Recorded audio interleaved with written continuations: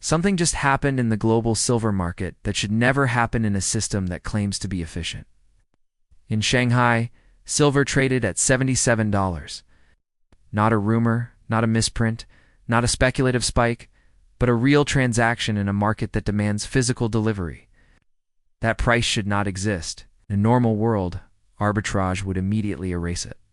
Traders would buy cheaper silver elsewhere, ship it to Shanghai, sell it at a premium, and the gap would vanish within hours.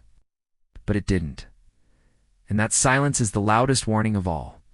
Because when arbitrage fails, it means silver is no longer moving freely. Metal is missing, delivery is constrained, and the system is under stress. This is not about silver going higher. This is about control breaking down.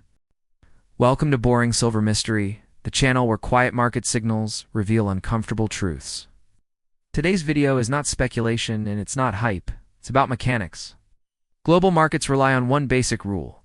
Price differences are temporary. When that rule breaks, something underneath has already failed. Shanghai silver trading at $77 while Western prices lag behind tells us the physical and paper markets are no longer aligned. Delivery pathways are blocked, inventories are strained, and the institutions that rely on arbitrage are trapped. In this video, we will break down why this happened, why it matters, and why this moment could mark the beginning of a global silver repricing that cannot be controlled. A $77 silver price in Shanghai is not important because of the number itself. It's important because of the separation it represents. Under normal conditions, silver prices across the world stay tightly connected. Any meaningful gap is immediately closed by arbitrage. The fact that this gap persisted tells us that silver cannot move freely between markets. Either the metal is unavailable, restricted, or already committed elsewhere. Shanghai operates much closer to physical reality than Western futures markets. When prices rise there, it reflects real demand backed by delivery. That makes this price divergence a structural warning, not a speculative one. It signals fragmentation, and fragmentation is how markets lose stability. Arbitrage is the mechanism that enforces truth in global pricing. When a commodity trades higher in one market, traders are incentivized to move supply from cheaper markets to more expensive ones.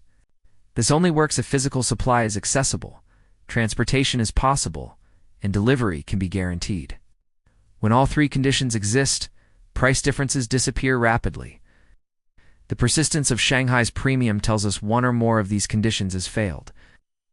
Arbitrage didn't remove the gap because arbitrage couldn't function. That alone is enough to signal stress inside the system. Arbitrage failed because physical silver is no longer readily available where it is assumed to exist. Western markets trade enormous volumes of paper contracts that represent claims on silver, not silver itself. Shanghai's market structure prioritizes delivery.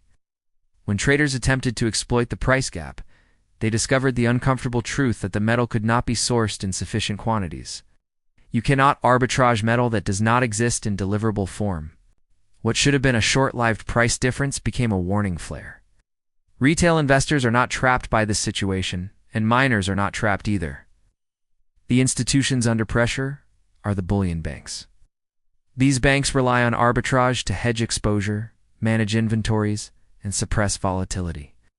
When arbitrage fails, their short positions become dangerous liabilities. If Shanghai prices continue to reflect physical scarcity while Western markets remain paper-heavy, banks cannot source metal to close positions. This is how paper dominance erodes, not through panic, but through structural failure. Shanghai's silver price reflects what buyers are willing to pay for immediate access to real metal. There is minimal leverage and limited tolerance for cash settlement. That makes Shanghai a stress detector. When physical supply tightens, Shanghai reacts first. The $77 print is not speculation. It is a reflection of urgency. It tells us that buyers are competing for silver that actually exists, not for contracts that can be rolled forward indefinitely. Western markets lag because they are buffered by massive paper volume. Futures contracts can be rolled, cash settled, or offset without ever touching metal.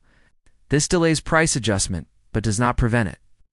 Paper markets can suppress signals temporarily, but they cannot manufacture supply. Eventually, physical scarcity overwhelms paper defenses. Shanghai shows us the price of reality. Western markets are simply behind the curve. True price discovery requires transparent supply, willing sellers, and guaranteed settlement. When any of these conditions disappear, price becomes fictional. The divergence between Shanghai and Western prices suggests that silver now trades in two different systems, one based on delivery and one based on leverage. History shows that when this split occurs, physical pricing always wins. Paper pricing survives only as long as confidence remains intact. China does not buy silver for speculation. It buys silver because its industries depend on it. Solar panels, electronics, electric vehicles, and defense technologies all require consistent silver supply.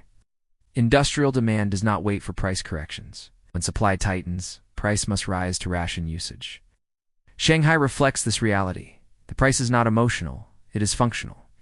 If the price gap between Shanghai and Western markets widens further, the system will be forced to resolve the imbalance. Either Western prices will surge to reconnect with physical reality, or paper markets will fracture under delivery stress. Both outcomes are bullish for physical silver and dangerous for leveraged positions. The longer the gap persists, the more violent the resolution becomes. This is not retail enthusiasm or speculative mania. This is structural stress driven by physical scarcity, geopolitical fragmentation, and industrial necessity. Shanghai did not break the silver market. It revealed that the market was already broken. What we are witnessing is not a spike, but a signal that control is slipping. Shanghai silver at $77 is not a prediction of where prices might go. It is a diagnosis of what is already wrong. Arbitrage is failing, physical silver is scarce, and paper markets are losing authority. When price gaps stop closing, control has already been lost. Markets do not break loudly, they break quietly, and then all at once. If you're still watching, you're already ahead of the headlines. Boring silver mystery exists to uncover the quiet signals most people ignore until it's too late. If this analysis helped you see the silver market differently, subscribe to the channel, like the video, and share your thoughts below. Because the most important financial events don't announce themselves. They reveal themselves slowly, and then suddenly. This is boring silver mystery where boring data exposes broken systems.